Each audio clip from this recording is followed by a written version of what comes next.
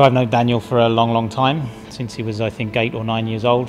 I think he's a very stylish gymnast. He won the Longines Award for Style in 2009. He's always been quite stylish, but he's always been very brave, fearless. I think as a young kid he was always trying. He really loved challenges and he would try anything. It's really amazing to be training with such an amazing gymnast.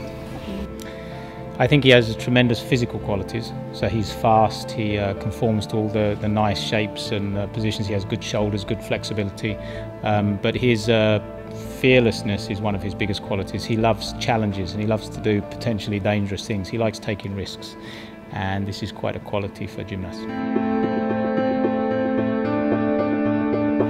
He's had a lot of injuries and he's recovered quite nicely, and he's trying to progress through what his injuries have done to him.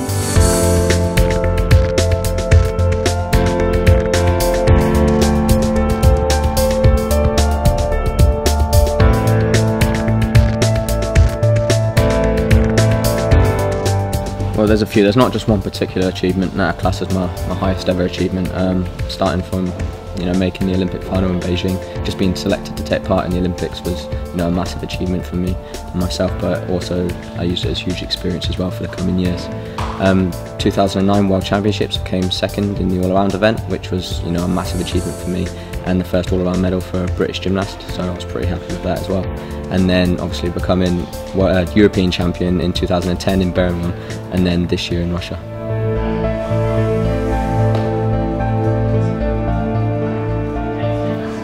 Yeah, he's one of my heroes too, and I'm going to try and follow him.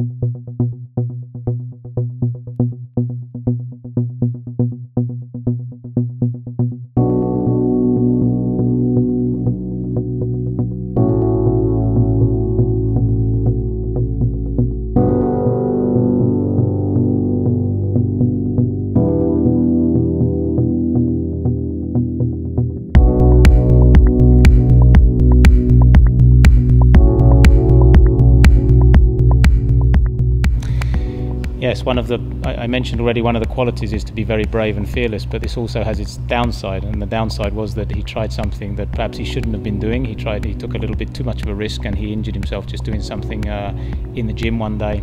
So I got my gold medal at the Europeans on the pommel horse, and then 2 days later I went back into training.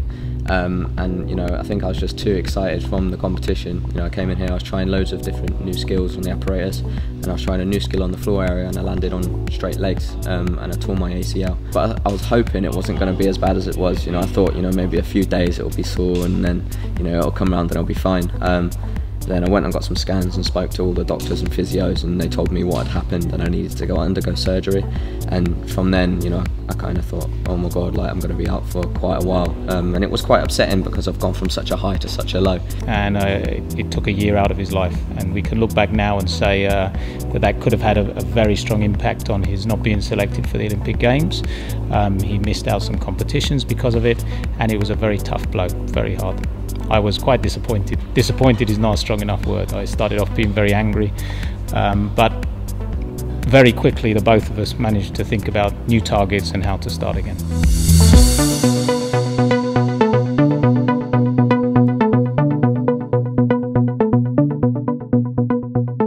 Daniel has an amazing quality of resilience. I think I see it in many gymnasts. They never like to give up. Gymnastics attracts people like that, people that love to keep going and love to fight. So whenever they have a setback, they're always thinking about the next thing. And even when he had the injury, the first time I saw him, he was saying, I can still do this, I can still do that, now I think about this, spend 1 week doing that, then I can start rehabilitating this way. So he was, in his mind, he was already coming back. He's had many setbacks in his career, but he has such a strong desire to keep going. Well, I was around all the gymnasts and all the national squad while I was still injured, and seeing them improving, and they were still obviously getting results, and Great Britain as a country was getting better and better in the international circuit.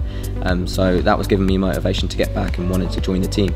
Then when I came back, my first competition back was Japan Tokyo Worlds, and had a nightmare there. And I think the hardest thing was he became quite nervous again. It really was like starting to perform all over again. When you do many competitions on the circuit, you become familiar with the whole thing.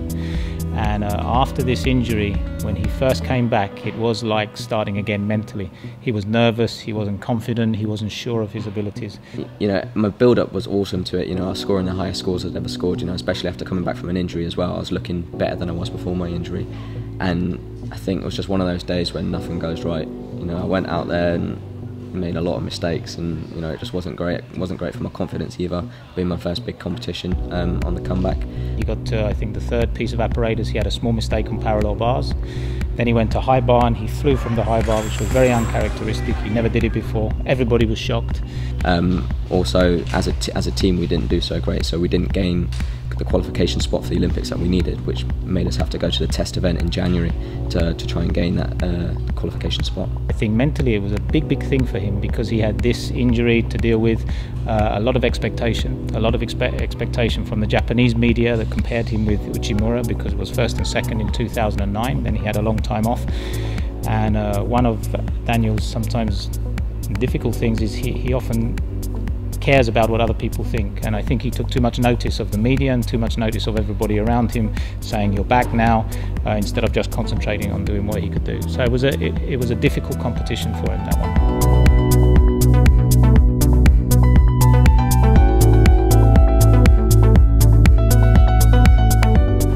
It was horrible, not to qualify straight up. It suddenly sunk in that we had to go to the test event and put a lot of pressure on that competition. We had to do well there, and it was something we hadn't done for a few years, where our team hadn't qualified in the top 8. So it was really unnatural for us to be in that position, and the whole team were down. And then from then on, we had a big talk, and they just said, just lift your spirits high and keep going. And we went to the test event, and I don't think we made one single mistake there. So under that amount of pressure as well, it was great. For Daniel, he wanted to prove himself, he wanted to prove that he could do something, so he competed much better in the test event, and from then on I think he learned a very strong lesson from the Tokyo competition in 2011.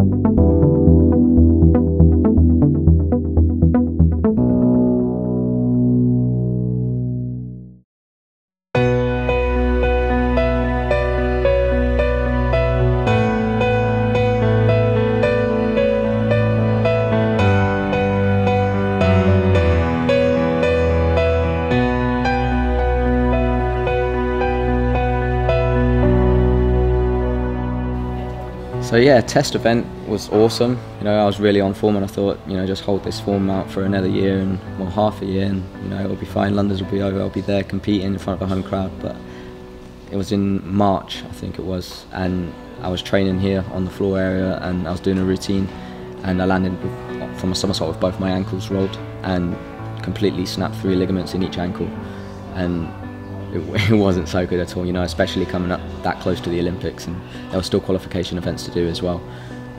So I tried to come back. I did manage to get back for the British Championships. Obviously I wasn't as fit as I could have been, especially on the lower limb exercises, but I think I pulled maybe 4 or 5 medals from that British Championships, but obviously it still wasn't enough. I tried my hardest, but it didn't happen.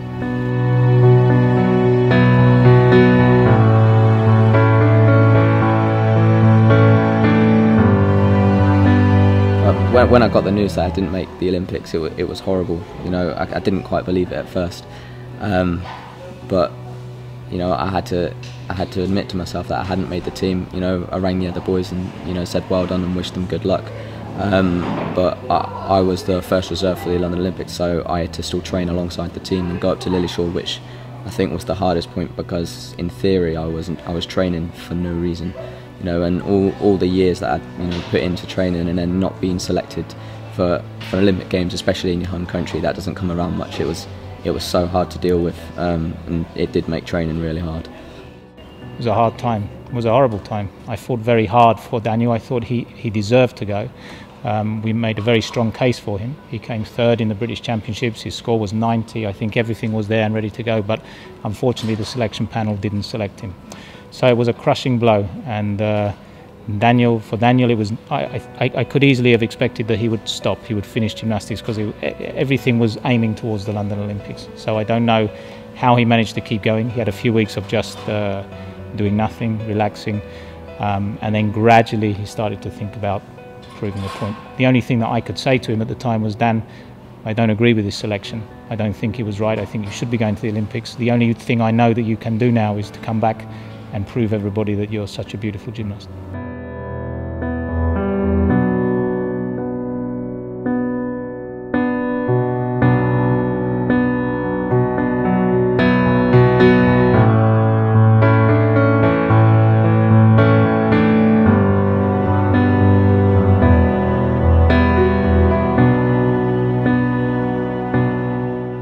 I never expect people to be in the team. I always think that you have to earn your place, you have to fight, and every year in Great Britain the level is going up, so it becomes harder. From 2008, when it was just Lewis and Daniel in Beijing, each year there were more and more gymnasts coming in, and I said to the boys many times, this is not an expectation, you have to work very, very hard. And I think for Daniel it was in doubt because of this injury he had before.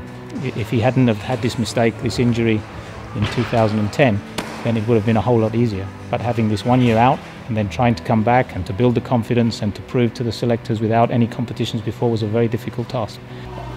I was, to see them get the bronze medal in the team competition, I was a bit gutted. I wish I was out there in the team, being able to celebrate with all the guys. But at the end of the day, they've been my friends. They're almost like family. I've grew up training with them, for 10 plus years, and it was amazing just to see them do as well as they could. But I think it must have been so difficult for him to have actually watched his colleagues at the competition that he wanted, that he'd worked all his life for. It must have been extremely hard. He stayed away. He did some things. He was very supportive of his friends there, but I'm sure it must have been very hard for him to accept.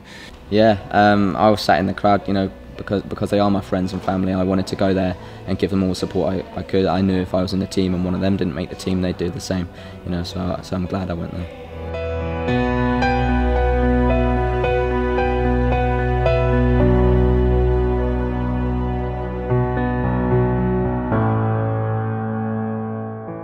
While the Olympics was going on as well, I had an operation on my wrist, and I thought this is the time now to sort everything out before everything kicks off again, starting in the next cycle.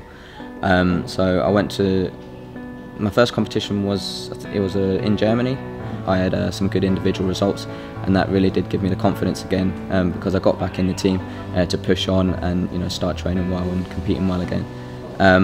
I made the sacrifice to go up to the national centre 4 times a week, which is where I train now.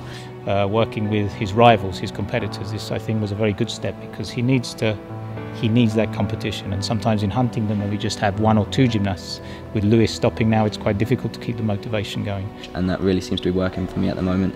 Looking at my result from the European Championships earlier this year, I think there was a lot of pressure on me there as well, obviously, because I didn't make the Olympic teams and I wanted to go out there. I felt like I had something to prove, and which I hopefully have. So just go in there and do the best routine I can, just try and get that result and prove to everyone that I can get the result.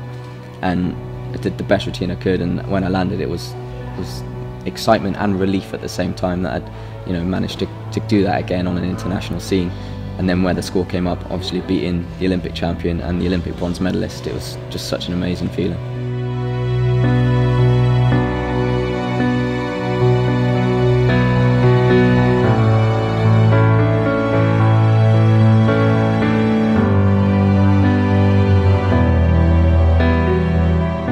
Yeah, he had a big point to prove, and I think after this was my strong thing as a coach. I wanted him to understand that the world didn't end after 2012, and just because he wasn't selected, it was a big competition, but in the end it was only a competition, and he has a very strong point to prove. I still think that he is one of the best gymnasts in this country. I still think he has potential to make medals at the Olympic Games, and I think he understands that now.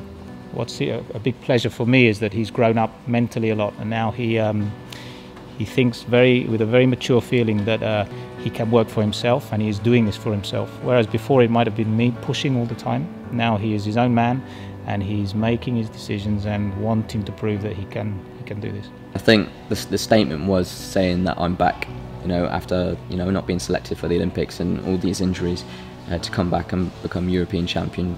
I think it really does say that, you know, I'm back, don't forget about me, you know, I'll be there in the next few competitions. So I think Daniel's big target now is to get to the World Championships to make the team for Antwerp. I think he can make some good challenges. This is the same World Championships as in 2009, the one directly after the Olympic Games, where he came second all around. So he has this experience, and I think coming from behind when you have these difficult times can often strengthen you mentally. So it should be good for him. Well, there's European Championships and World Championships every year. So hopefully I can carry on my form and, you know, final and medal at each one of them. There's the Commonwealth Games next year in Scotland, which is obviously massive, as I compete for Scotland as well. So that's going to be like the Olympic Games I never got, and then obviously the Olympic Games in Rio.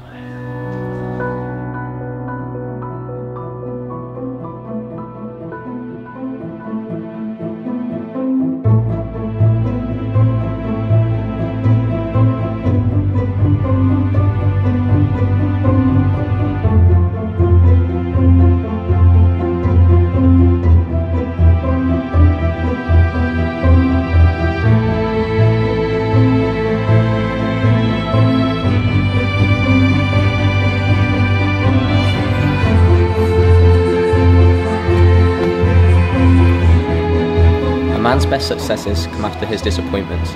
We are what we repeatedly do. Excellence, therefore, is not an act, but a habit.